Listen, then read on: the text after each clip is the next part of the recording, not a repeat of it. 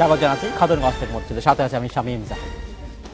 ঈদকে কেন্দ্র করে পর্যটন খাতে কমপক্ষে 500 কোটি টাকার বেশি আয় হবে বলে আশা করছেন ট্যুর অপারেটরসরা। আর পরিবহন খাত খরচ সহ এই খাতের লেনদেনের পরিমাণ প্রায় 1 থেকে 1.5 কোটি টাকা হবে বলে জানিয়েছেন তারা। আজ আমরা আলোচনা করব পর্যটন খাতে ঈদের ব্যবসা। এই নিয়ে আলোচনা করতে আমার সাথে স্টুডিওতে রয়েছেন ট্যুর অপারেটর্স অ্যাসোসিয়েশন অব বাংলাদেশের পরিচালক তৌফিক রহমান এবং বেঙ্গল ট্যুরস লিমিটেডের নির্বাহী পরিচালক মাসুদ হোসেন। জনাব মাসুদ হোসেন এবং জনাব তৌফিক রহমান, আপনাদেরকে স্বাগত জানাচ্ছি। কেমন আছেন আপনারা? জি ধন্যবাদ, ভালো। জনাব রহমান, আপনার কাছে আমি জানতে চাচ্ছি যে আমরা জেনেছি যে আপনারা যারা ট্যুর অপারেটর তারা আশা করছেন যে এই ঈদকে কেন্দ্র করে প্রায় 500 কোটি টাকার ব্যবসা বা লেনদেন হবে এই ট্যুরিজম ক্ষেত্রে। ঈদ শেষ হয়ে গেল, ঈদের আমেজও প্রায় শেষ হতে চলছে, কেমন হলো আসলে ব্যবসা? ব্যবসা কিন্তু ভালো হয়েছে ব্যবসা। আর এই স্ট্যাটিস্টিক্সটার ক্ষেত্রে আমি একটু বলি, সেটা হচ্ছে যে স্ট্যাটিস্টিক্সটা তো আসলে কোনো কি বলা যায় যে কোনো অথেন্টিক কোনো রিসার্চ ফার্ম থেকে আমরা পাই না, কিন্তু আমরা যেটা পাই সেটা হচ্ছে যে কি পরিমাণ হোটেল আছে, সেখানে কি পরিমাণ রুম নাইট আছে, টোটাল রুম নাইট কেমন আছে, এবং ঈদের যে মৌসুমটা, যেমন ধরেন ঈদ কিন্তু শেষ হয়ে গেছে ঠিকই, কিন্তু ঈদের ছুটি কিন্তু চলবে আগামী শনিবার পর্যন্ত। হ্যাঁ, এবং রবিবারে এসে মোটামুটি অনেকে জয়েন করবে। তার মানে আমাদের হাতে কিন্তু আরো 2-3 দিন সময় আছে। আমরা ধরে নিয়েছি যে ঈদের আগের দিন, তার মানে হলো 17 তারিখ থেকে নিয়ে বা 18 তারিখ থেকে নিয়ে একেবারে 25 তারিখ পর্যন্ত, মানে প্রায় 7-8 দিন একটা ছুটি। সেই বিবেচনায় আমরা দেখেছি যে আমাদের এখানে যে মূলত যে ব্যবসাটা যেখানে হয় সে কক্সবাজারে হয়। কক্সবাজার আপনি জানেন 400-450 মতো হোটেল এই মুহূর্তে রয়েছে। আমাদের শ্রীমঙ্গলে হয়, আপনি জানেন শ্রীমঙ্গলে 2-3টা বিশ্বমানের রিসোর্ট হয়েছে, এবং আমি 2টা রিসোর্টের ওনারের সাথে আমি কথা বলেছি। ওরা বলেছে যে 28 তারিখ পর্যন্ত ওনাদের কোনো রিসোর্টের কোনো জায়গায় কোনো রুম নেই। হ্যাঁ, তারপর ধরেন রাঙামাটিতে আছে, বান্দরবানে আছে, আমাদের সুন্দরবন অঞ্চলে আছে। হ্যাঁ, সুন্দরবনের একটা ট্যুর একটা বিশাল অংশ। যদিও বৃষ্টি প্রাথমিকভাবে মনে হচ্ছিল যে একটু বোধহয় বাধা হয়ে যাচ্ছে, কিন্তু আমার যে স্ট্যাটিস্টিক্স, আমার 2-1টা গ্রুপ এখন মুভ করছে বাংলাদেশের বিভিন্ন জায়গায়, তাদের সাথে কথা বলে আমি জেনেছি যে হয়তো 10-15% হয়তো ফ্ল্যাকচুয়েট করতে পারে, কিন্তু যে আশাটা ব্যবসায়ীরা করেছিলেন সেই অনুযায়ী ব্যবসা হচ্ছে, এবং আমার ধারণায় 500 কোটির বেশি আসলে ব্যবসা হবে। ধন্যবাদ জনাব রহমান। জনাব মাসুদ হোসেন, একই প্রশ্ন আপনার কাছে, আসলে ব্যবসা কেমন হলো এবারে ঈদকে কেন্দ্র করে? না, আমার তো মনে হয় ভালো। আমি তৌফিকের সাথে একমত। বৃষ্টিটা নিঃসন্দেহে, মানে এটা তো আসলে সিজনাল বৃষ্টি, দেন এটা অ্যাভয়েড করার কোনো উপায় নেই। তবে আমার কাছে যে জিনিসটা মনে হয় কি জানেন, যে এই পরিসংখ্যানের যে কথাটা বলছিল, কালকে আমি টেলিভিশনে শুনছিলাম যে কক্সবাজারের একজন হোটেল ওনার বলছিলেন যে বর্তমানে আজকে কক্সবাজারে 4 লক্ষ পর্যটক আছে। এই যে পরিসংখ্যান, এইটা একটু বলা মুশকিল। এই যে পরিসংখ্যান, এই 4 লক্ষ পর্যটকের জায়গা কি আসলে কক্সবাজারে আছে? এতগুলো মানুষ কি ওখানে থাকতে পারে? তো এই পরিসংখ্যানগুলো আসলে কিন্তু আমাদের নাই। আপনার কত কোটি টাকা ব্যবসা হচ্ছে, কত মানুষ কোথায় থাকছেন, কত মানুষ কিভাবে মুভ করছেন, এই পরিসংখ্যানটা আসলে খুব জরুরি। অর্থনৈতিক সমীক্ষার জন্য এই পরিসংখ্যানটা ভীষণভাবে জরুরি। আরেকটা জিনিস আমি বলবো যে আপনার ঈদ আসবে, বৃষ্টি আসবে, রমজান আসবে, এগুলো একটার পর একটা আসবেই, একটার সাথে আপনার সম্পৃক্ত। আমার কাছে যে জিনিসটা মনে হয়, যেমন আমরা এবার সুন্দরবনে যে জিনিসটা করলাম, যে সুন্দরবনে বৃষ্টিতে সুন্দরবন, এটা ছিল আমাদের স্লোগান। আচ্ছা, হ্যাঁ, তো মানুষকে আগে থেকে অ্যাওয়্যার করা যে আপনি বৃষ্টি চিন্তা করেই সুন্দরবন যাচ্ছেন, আপনি শীতের সুন্দরবনে যে আমেজ, সকালবেলা সেই কুয়াশা, সন্ধ্যার সময় সেই ব্যাপার, এই জিনিসগুলো আপনি পাবেন না। বা আপনার পূর্ণিমার রাতের সুন্দরবন, সেই জিনিসগুলো আপনি পাবেন না। সুতরাং আপনাকে পর্যটককে অ্যাওয়্যার করার যে বিষয়টা, ঋতুর সাথে পরিবর্তনশীল পর্যটন যেটা, সেটাকে মেনে নেয়া এবং সেটার সাথে মানিয়ে পর্যটন করা, এটা কিন্তু খুব জরুরি একটা ব্যাপার। পৃথিবীর সব দেশেই সেভাবে হয়। এই পার্বত্য অঞ্চলে যারা যাচ্ছেন তাদের কাছেও কিন্তু বৃষ্টিতে পর্বত দেখা, বৃষ্টিতে পার্বত্য অঞ্চলের আপনার জঙ্গলে ঘুরে বেড়ানো, এটাকে আপনার যেটাকে আমি বলতে চাচ্ছি যে বিক্রির সময় কিন্তু পর্যটককে যদি আপনি অ্যাওয়্যার না করেন, তাহলে কিন্তু কিছু বিড়ম্বনা থেকেই যায়। তখন এক ধরনের অস্বস্তি থাকতে পারে যে আমি তো এরকম এক্সপেক্ট করিনি, সেটা কেন হলো। এটা হওয়াটা খুব জরুরি। এটা হওয়াটা খুব জরুরি। আরেকটা জিনিস আমি একটু যোগ করি, সেটা হলো যে এখন কিন্তু জুলাই মাস, আপনি যদি পর্যটন সিজন বিবেচনা করেন, এটা কিন্তু মোটেই আমাদের টুরিস্ট সিজন না। আমরা ধরে নিই যে সেপ্টেম্বর থেকে নিয়ে এপ্রিল বা মেও না, ঠিক এপ্রিল পর্যন্ত আমাদের সিজন। ফলে হয়েছে কি, যেহেতু ঈদটা প্রতি বছরে আগে এসছে, ফলে এই সময় কিন্তু ট্যুরিজমটা করাটা আসলে একটু ডিফিকাল্ট। আমি সুন্দরবনের কথা মাসুদ বলছিলেন, সুন্দরবনে তো আরো ডিফিকাল্ট, বিকজ এখানে নদীগুলি খুব রাফ হয়ে যায় এই সময়।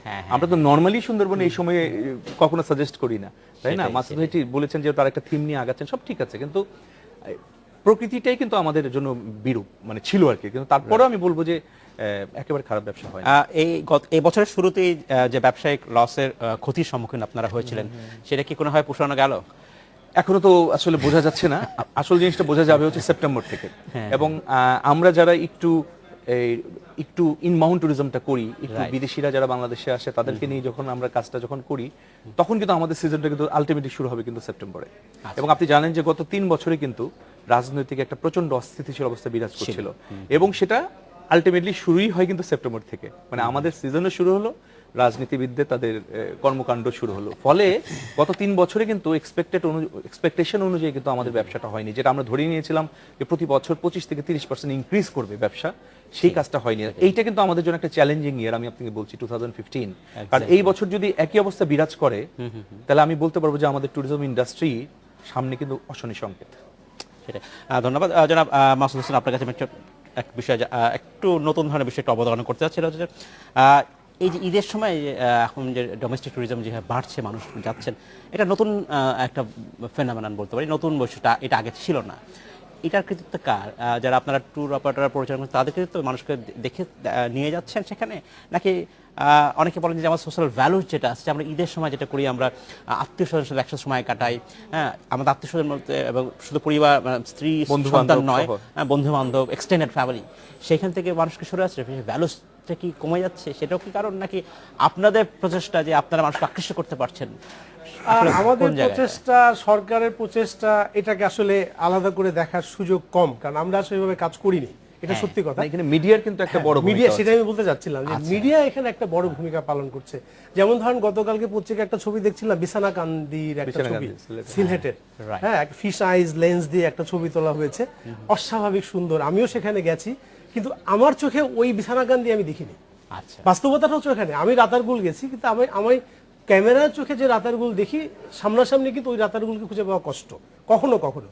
তো আমার কাছে মিডিয়া কিন্তু একটা বিশাল বড় ভূমিকা রাখছে, যে কারণে সোশ্যাল ভ্যালুজের কথাটা এখানে আমি নাই আনি, কেননা সেটাই বলতে চাচ্ছি না। আরেকটা জিনিস আমি এখানে বলবো, সেটা হচ্ছে যে মানুষের অর্থনৈতিক অবস্থার পরিবর্তনের সাথে এটা কিন্তু ভীষণভাবে সম্পৃক্ত। মৌলিক যে চাহিদাগুলো, এটা যখন পূরণ হয়ে যায়, তারপরেই কিন্তু মানুষ এই বেড়ানোর থেকে শুরু করে আনুষঙ্গিক অন্যান্য জিনিসগুলোর কথা ভাবে, শৌখিনতার কথা ভাবে। তো পর্যটন বাংলাদেশে এখন কিন্তু শৌখিনতার পর্যায়ে নাই, পর্যটন বাংলাদেশে প্রতিটা পরিবারের একটা চাহিদার মধ্যে চলে আসছে।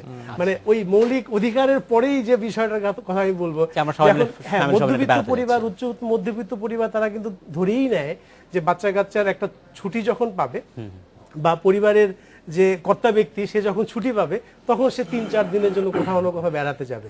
তো ওইটার থেকে সাথে সাথে মিডিয়া, এই দুটো মিলিয়ে কিন্তু আসলে আমাদের ব্যবসাটাকে একটু ভালো করে দিয়েছি। এই না, পারচেজিং পাওয়ার বেড়ে গেছে। হ্যাঁ, সেটাই।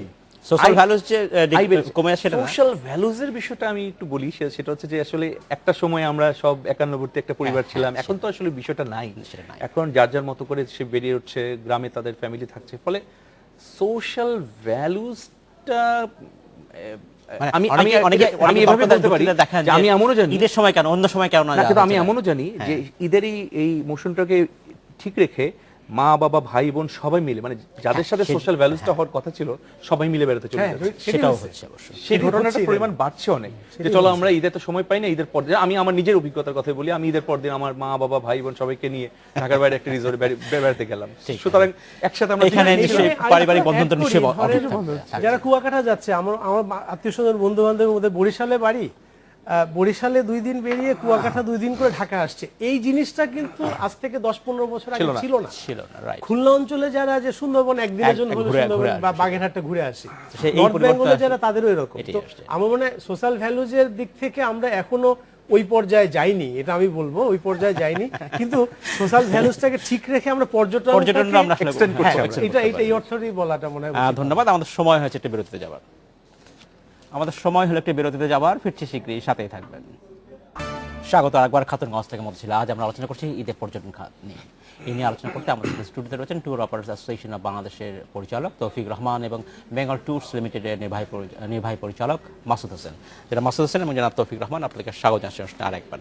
জনাব রহমান, আপনার কাছে জানতে চাচ্ছি যে আমরা যখন বলছি যে এবার ট্যুরিজমের ব্যবসা ভালো হচ্ছে এবং ঈদকে কেন্দ্র করে আপনারা বলছেন যে আপনারা খুশি, আপনারা হ্যাপি, এই যে ব্যবসা ভালো হচ্ছে, আইন শৃঙ্খলা একটা বড় একটা ভূমিকা ডেফিনেটলি রেখেছে।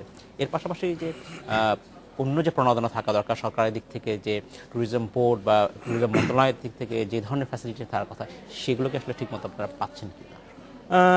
আমি যদি সত্যি করে বলি তাহলে বলবো আমি যে এক্সপেক্টেড যে লেভেল আছে সেই লেভেলের তুলনায় কিন্তু সার্ভিসটা পাওয়া যাচ্ছে না। আমি কক্সবাজারের কথা আপনাকে বলি যে আপনি জানেন যে কয়েক বছর আগে এখানে ট্যুরিস্ট পুলিশ গঠন করা হয়েছে এবং ট্যুরিস্ট পুলিশ কিন্তু কার্যক্রম শুরুই করেছে কক্সবাজার থেকে। আমি গত 1-2 মাস আগে কক্সবাজারে গিয়েছিলাম, আমি দেখেছি যে ট্যুরিস্ট পুলিশ বিচের মধ্যে ভালো কাজ করছে।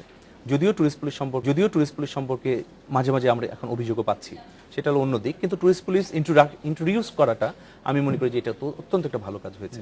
তো তারপরে তো সাফিসিয়েন্ট না। আপনি দেখেন এবারের ঈদে আমাদের এখানে প্রায় 3-4 জন মারা গেলেন কক্সবাজার। এখানে লাইফ গার্ড রয়েছে, ইয়াসির লাইফ গার্ড, প্রাইভেট আরো কয়েকটা লাইফ গার্ড রয়েছে, ট্যুরিস্ট পুলিশ রয়েছে, অভাব নেই। কিন্তু তারপরে এই ঘটনাটা কেন ঘটছে? ফলে হচ্ছে কি যে পরিমাণ সাপোর্টটা দেওয়া দরকার ছিল বিশেষত ইনবাউন্ড ট্যুরিজমের ক্ষেত্রে সেটা নাই। আর প্রণোদনার কথা আপনি যেটা বললেন, এটা তো আমি কি বলবো, প্রণোদনা তো টু টেল ইউ ফ্র্যাঙ্কলি মানে ট্যুরিজমকে প্রায়োরিটি সেক্টর হিসেবে রিকগনাইজই তো করা হয়নি। প্রণোদনা তো পরের বিষয়। ধরেন আমি গতকাল WTTC world travel and tourism council, যেটা যুক্তরাষ্ট্র ভিত্তিক একটা প্রতিষ্ঠান, তারা প্রতি বছর বিভিন্ন দেশের উপর সার্ভে করে। আমি গতকাল বসে বসে দেখছিলাম যে 2014 আমাদের কি অবস্থাটা হলো। 2014 ওরা দেখাচ্ছে যে আপনার জিডিপিতে কন্ট্রিবিউশন করছে ট্যুরিজমের 6.8।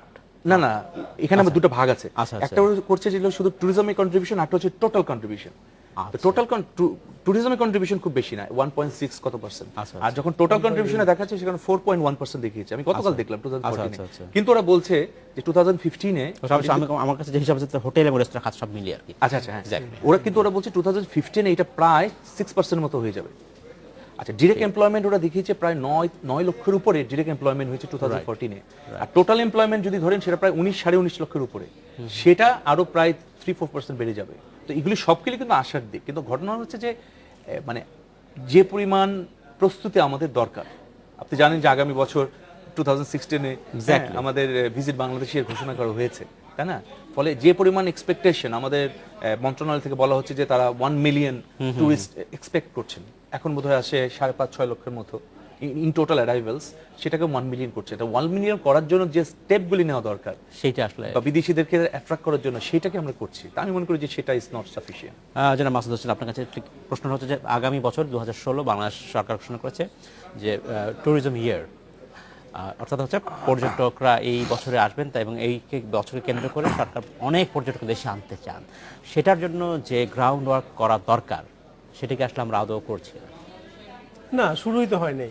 মানে তৌফিক যেটা বলছিলেন যে আসলে কথাটা সত্যি, কারণ আপনি দেখেন আর 4 মাস বাকি আছে, তাই না? আগামী 4-5 মাস বাকি আছে, যেটা দরকার 4-5 বছর আগে একটা পরিকল্পনা। সেখানে আমাদের আর মাত্র 5 মাস বাকি আছে।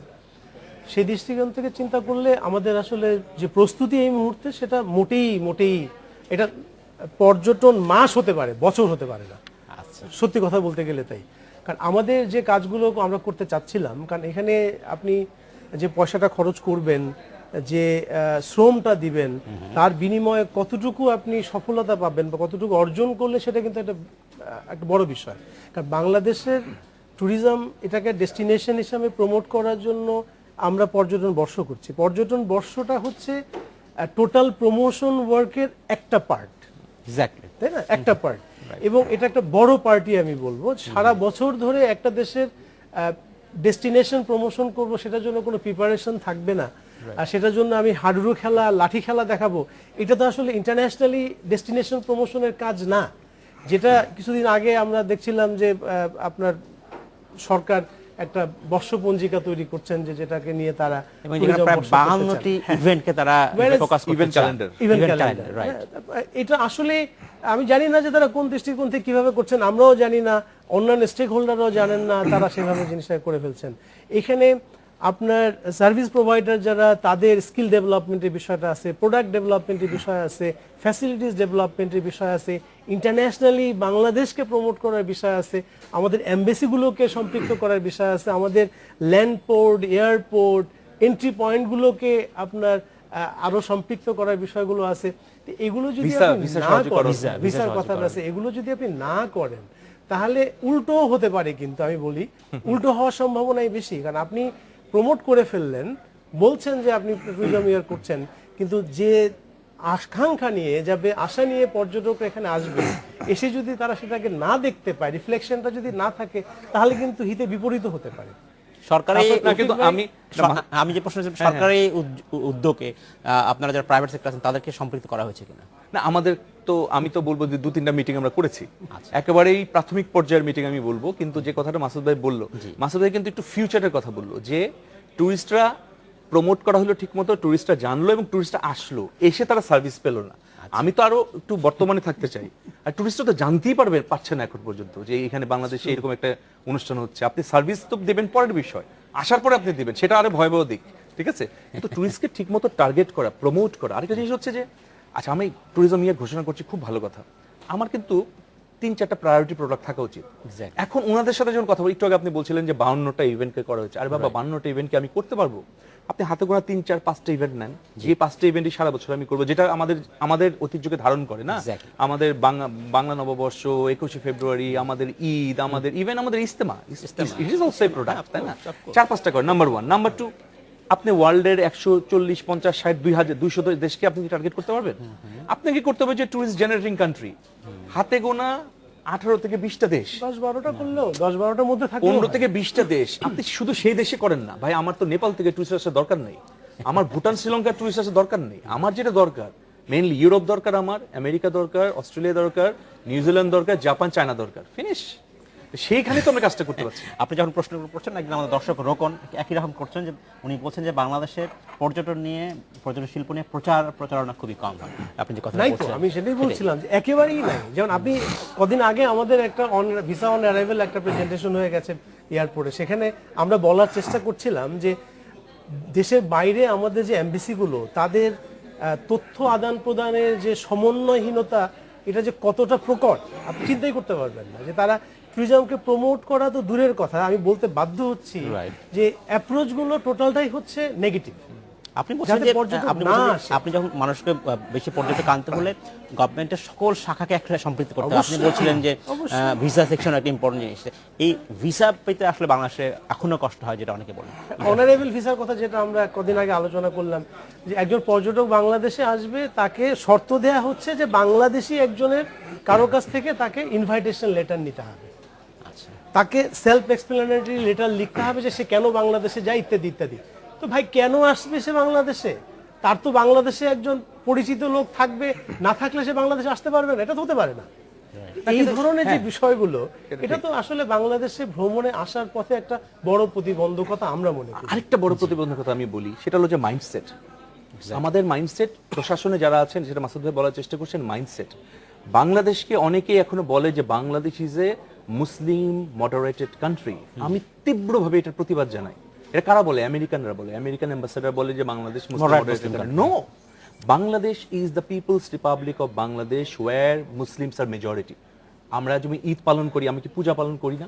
আমি কি বড়দিন পালন করি না? আমি তো মানে এখন হয় কি, মুসলিমের যখন আপনি একটা লেভেল যখন লাগিয়ে দিচ্ছেন, আমরা যারা ইনবাউন্ড করি আমরা জানি আমাদেরকে তখন কি হয় জানেন? আফগানিস্তান, পাকিস্তান, ইরাক, ইরান এদের সাথে আমাদেরকে সমর্থক করে ফেলে, বলে যে ও তোমরা তো এই পাকিস্তানে এই হয়েছে তোমারই। আমি বলি যে Pakistan is an Islamic Republic, ওদের আদর্শ ধারণার সাথে আমার ধারণা মেলে না। এগুলি কিন্তু আমি বলবো যে সরকারকে দেখতে হবে যে আমাদেরকে কিভাবে আপনি মার্কেটে প্রমোট করবেন, সেটার উপর কিন্তু অনেক অনেক করে। কারণ মুসলিম দের সম্পর্কে এখন অন্যান্য জায়গায়, যেমন ধরেন এই যে কিছুদিন আগে যেটা ভিসা অন অ্যারাইভেলের মিটিং এ আমাদেরকে, আমরা ট্যুরিজম প্রমোটের কথা বলছি, ভিসা অন অ্যারাইভেলের কথা বলছি, একজন ঊর্ধ্বতন কর্মকর্তা, আমি নাম উল্লেখ করছি না, সেখানে পট করে বললো যে আমাদের ট্যুরিজমটা যেমন দেখতে হবে, আমাদেরকে আবার টেরোরিজমটাকেও দেখতে হবে। ভিসা অন অ্যারাইভেলের সুযোগ নিয়ে যেন কোনো টেরোরিস্ট না ঘটে, না প্রবেশ করে, সেই দায়িত্ব তো সরকারের নিশ্চয়ই। আমি বলবো যে এই কথাটা বলার সাথে সাথে কিন্তু ওই ট্যুরিজমটা কিন্তু শেষ হয়ে গেল। ওই যে ইমেজের কথাটা আমরা বলি না, তহিব ভাই যেটা বলছিলেন, যে ইমেজের একটা বড় বিষয় কিন্তু এখানে রয়েই গেছে, যে বন্যা, দারিদ্রতা, ইসলামিক একটা কান্ট্রি, মানে ইত্যাদি ইত্যাদি আছে না, এই যে বিষয়গুলো, এটা থেকে কিন্তু আমাদের সরকার বেরিয়ে আসার যে প্রচেষ্টা সেটা কিন্তু নিচ্ছে না। এটা কিন্তু খুব জরুরি, কারণ ইউরোপের অনেকগুলো দেশের ফরেন মিনিস্ট্রির ওয়েবসাইটে যদি আপনি যান, দেখবেন যে বাংলাদেশ আপনার রেড অথবা আপনার ইয়েলো দিয়ে রাখছে যে তুমি ভিজিট করতে পারবা না বা করাটা নিরাপদ না। কানাডা থেকে শুরু করে অন্যান্য অনেকগুলো দেশ। তো এটা যদি হয় তাহলে কিভাবে আসবে? এবং এটাকে এটাকে চেঞ্জ করারও কোনো প্রক্রিয়া সেখানেই কিন্তু সরকারের দায়িত্ব, সেখানে সরকারের আসলে তাই না? সরকারের দায়িত্ব, মন্ত্রণালয়ের দায়িত্ব, ট্যুরিজম বোর্ডের দায়িত্ব। অ্যাবসলিউটলি। জনাব তৌফিক রহমান, আপনাকে অসংখ্য ধন্যবাদ। জনাব মাসুদ হোসেন, আপনাকে অসংখ্য ধন্যবাদ। নিশ্চয়ই আমরা এই নিয়ে আবার আলোচনা করব। ধন্যবাদ। এই ছিল আজকের মতো খাতুনগঞ্জ থেকে মতো ছিল। আমাদের সাথেই থাকবেন, দেখা হবে আবার।